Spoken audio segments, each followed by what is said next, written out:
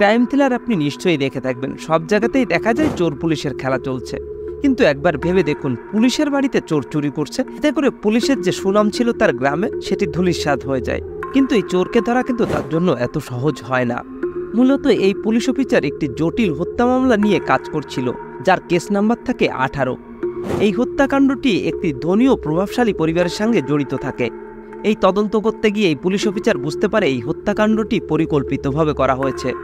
তিনি আরও বুঝতে পারেন এটি শুধুমাত্র হত্যা মামলা নয়, এর সঙ্গে জড়িত রয়েছে অনেক বড় প্রতারণাও। এ সময় তিনি বিভিন্ন বাধার সম্মুখীন হতে থাকে। তবে এই হত্যা মামলার কিভাবে সমাধান হয় সেটি আপনি সিনেমা দেখলেই বুঝতে পারবেন। সিনেমাটা ইউটিউব থেকে ফ্রিতে দেখতে পারবেন। Now that's my girl, lovely Reena. Yes. Reena के पीछे तुम दबा के लट्टू था।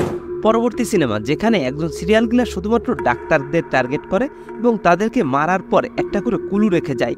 কিন্তু পুলিশ কোনোভাবেই বুঝতে পারে না এই সিরিয়াল কিলারের মোটিভ কী এবং সে কেনই বা কুলু রেখে যাচ্ছে, এবং শুধুমাত্র সে কেন ডাক্তারদেরকেই হত্যা করে। এই সিনেমাতে সুন্দর একটি ছোট্ট শহর দেখানো হয়েছে, যেখানে একটি পরিত্যক্ত বাড়ি রয়েছে যার নাম মরিচি হাউস। এক বর্ষার রাত্রে সেখানে একটি খুন হয়। হয়তো এই জন্যই এই সিনেমার নামটি এমন বলে আমার ধারণা।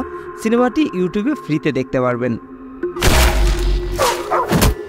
এই সিনেমার শুরুতে দেখা যায় একটা মেট্রো স্টেশন তৈরি করার জন্য সেখানে মাটি খোঁড়া হচ্ছে এবং সেখান থেকে 3টি কঙ্কাল বেরোয়। এই কেসের তদন্ত শুরু করে একজন সাধারণ ট্রাফিক পুলিশ অফিসার। শহর জুড়ে বেশ উত্তেজনা ছড়িয়ে পড়ে। তিনি বেশ কিছু সূত্র ও প্রমাণ সংগ্রহ করেন, যা দেখে তিনি বুঝতে পারেন এটি একটি পুরনো মামলার সঙ্গে জড়িত। তিনি জানতে পারেন এই কঙ্কালগুলো প্রায় 40 বছর পুরনো। সেই সময় শহরে বড় একটি অপরাধমূলক ঘটনা ঘটেছিল। তিনি সাহায্য চান একজন রিটায়ার্ড পুলিশ অফিসারের। রিটায়ার্ড পুলিশ অফিসার এই কেসের বিভিন্ন দিক এবং তার সময় তদন্তের অপরাধ সম্পর্কে তাকে তথ্য দেয় এবং দুজনে একসঙ্গে মিলে কাজ শুরু করেন। ধীরে ধীরে তারা রহস্যের গভীরে প্রবেশ করে এবং জানতে পারে এটি কোনো সাধারণ খুন নয়, এর সঙ্গে জড়িত রয়েছে বড় বড় প্রভাবশালী ব্যক্তিরা।